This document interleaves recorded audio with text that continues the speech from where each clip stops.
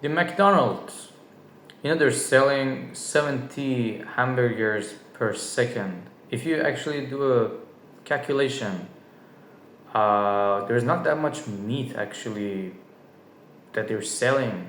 So we come to this conclusion that the meat that they're selling is partially meat because one cow can give you 350 kind of burgers. But what they're selling is a lot higher. So the conspiracy theory is that what they are making is partially meat and partially other ingredients. I mean, if you go and see at the ingredient kind of part, there are a lot of chemicals, sodium, sulfate, some shit, some other kind of ingredient. They're not completely meat. They're like different kind of chemicals that will be really cheap in terms of replacing the meat. They would mix all these things together. They would put them in a kind of a specific size, either as nuggets, because those nuggets that you see and eat at McDonald's, they're not exactly pure meat, or the burgers, they're actually different. And this conspiracy theory is actually saying that inside the meat of McDonald's, there have been found actually human flesh, human hair, human teeth. You might be like, okay, maybe that's when they are like cooking and stuff, maybe the hair falls in the cooking.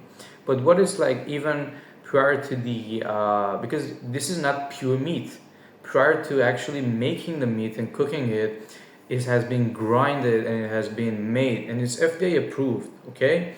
But the bigger image is that they are making something. And this franchise, McDonald's, is a huge franchise. They're profiting a lot. Those people that are actually flipping burgers at McDonald's, they make 1,000, 2,000 euro per month. A simple employee. That place is worth a lot of money in terms of the building and the infrastructure and everything. And they're getting more and more kind of buildings. They're just everywhere like these days. So if you think about it, what kind of profit are they making? What is inside the actual meat? It's not pure meat. It's like partially meat, partially those ingredients that no one really cares. I mean, you guys might be like, yeah, who cares what kind of other ingredients are inside the actual meat? Like, yeah, there are some chemical names, but whatever. Why is it like that?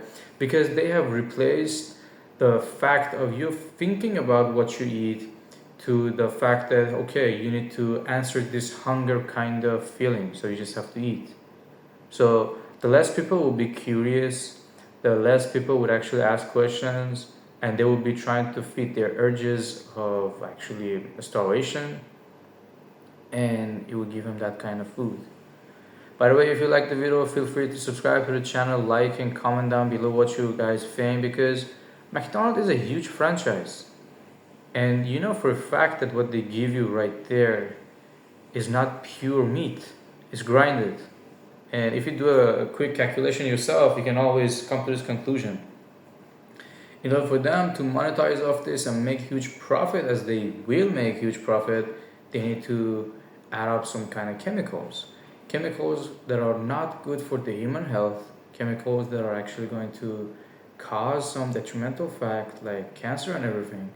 And at the same time, these chemicals are really cheap, so that they can actually replace the meat and in the factory. Because if you see the car that actually brings this to the warehouse, they bring the material in huge boxes and they are labeled different things, and they can store them for days, freeze them, nothing will happen to them. So all these things add to the fact that it's low quality, probably doesn't have much value. And hundreds of years ago, this food did not even exist. Like our ancestors, they went and hunted and ate what they wanted to eat, and they knew what they're eating. But these days, you get a product which is grinded chemically with a lot of substances that are not natural and are fake, just to like make this kind of monetize. I mean, imagine in one branch of McDonald's, there are many people working right there, 10 people working right there, from the drive-through staff, and they're making money. So the thing that they're selling you for like €5 is not going to be valued that much. So they're selling it high. So they're just trying to make it's a business, right? So you think about this and be like, oh yeah, Momo, you're right. So what should we do? There's nothing that you should do, or there's nothing that you can do, basically. But you can have the idea of, okay, McDonald's is one example. There are many other kind of franchises like that, and you need to understand what they do and what's behind the curtain, and the fact that people, when they're hungry, they will go and eat, and they want to just answer to that need, that human need, which is very basic. But when you just don't ask the question, okay, these ingredients, what are they? The staff right there don't know. No one really even asked the question of, okay, if it's meat, what percentage of it is meat? What are those other kind of additives? Are they bad for the health? Probably. Does anyone care? Probably not. Why do they add this to the meat? So that they can make it more in terms of volume, so that they can feed more customers. It's exactly like that. And they can make it cheaper. So if, for example, one cow can get you 350 burgers, if you add all these additives with the same proportion of meat from one cow, you can have thousands of burgers. And there's no way that they are selling pure meat.